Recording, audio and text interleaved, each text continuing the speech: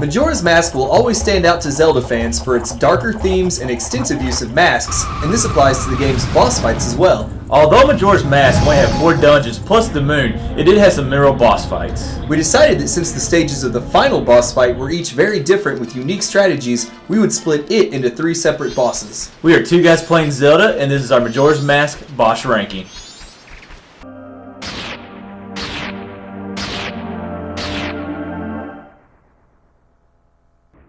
It's not very often that part of the final boss fight ends up all the way at the bottom of a boss rankings for a game, but in this case, it did. I mean, this part right here is just kind of a joke. It's a mockery. It just didn't feel serious at all. No, and like in a final boss fight, we like serious, not a guy dancing and screaming at us. I don't feel intimidated or scared at all by this guy. And this was the second phase of the boss fight too, right? Yeah, and like you said, it's just annoying music, annoying sound effects. Now, I did like his moonwalk. I thought his moonwalk was pretty cool, but you know what? It felt more like a dance-off than it did like a fight that was happening with the guy. I know, and the only thing I liked was his fast orb attacks, but it just wasn't enough to elevate him.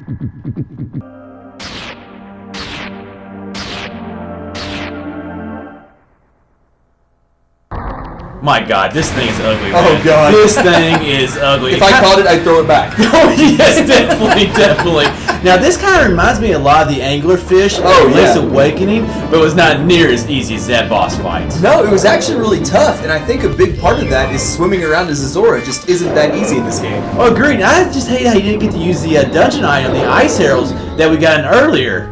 I do like using his like shield electric attack though. I thought that was a really fun attack. It didn't feel like I used it that much in the dungeon, so I was like actually kind of happy to use it a lot right here. It's a good way to kill off the boss. Oh yes, shocking a fish. Love it, Homer Simpson.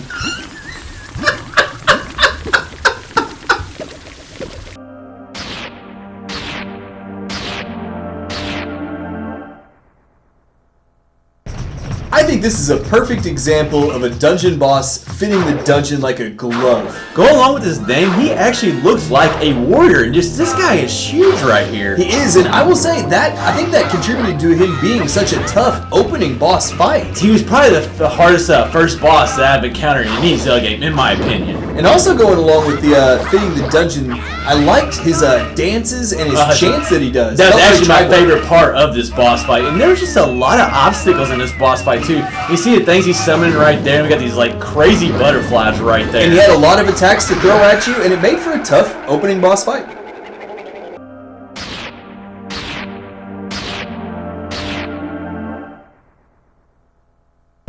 My favorite thing about this boss fight is the use of the Giant's Mask and how it made everything around you look so small. It just kind of stinks that it's the only time that we got to use it in this game. I was a big fan of the first time I got in here. It reminded me of the boss's Lambelas from Link to the Past Desert Palace. I just love how like all the twisting and the turning of Twinmold, it made it a little bit difficult, but at the same time I thought it made it a lot of fun. It made it difficult to get shots in directly on their face. Oh, the face is almost impossible, man. I mean, you had to basically go full on tail mode to even defeat these guys. I wish they would have had maybe a few more attacks, but other than that, a really fun boss fight. Agreed.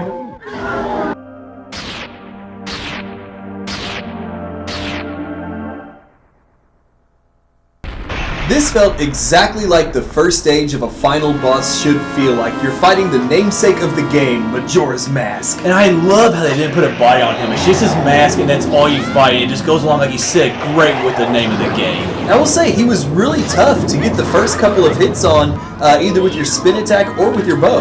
Now I absolutely love this part right here, bringing back all the boss fight masks from the earlier temples in the game. And also, using your mirror shield to reflect the beam attacks back at him, brought back some great twin robots. It just kind of was cool setting what I look at as hair, setting hair on fire basically. I agree.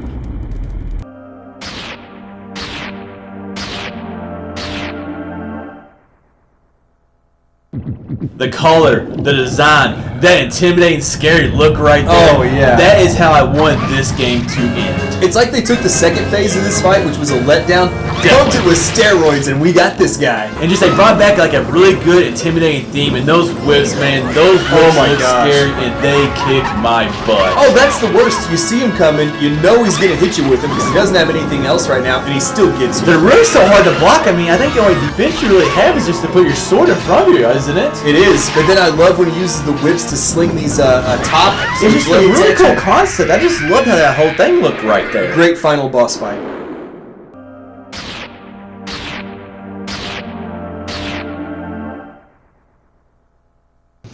If you like fast-paced boss They fights, see me rolling.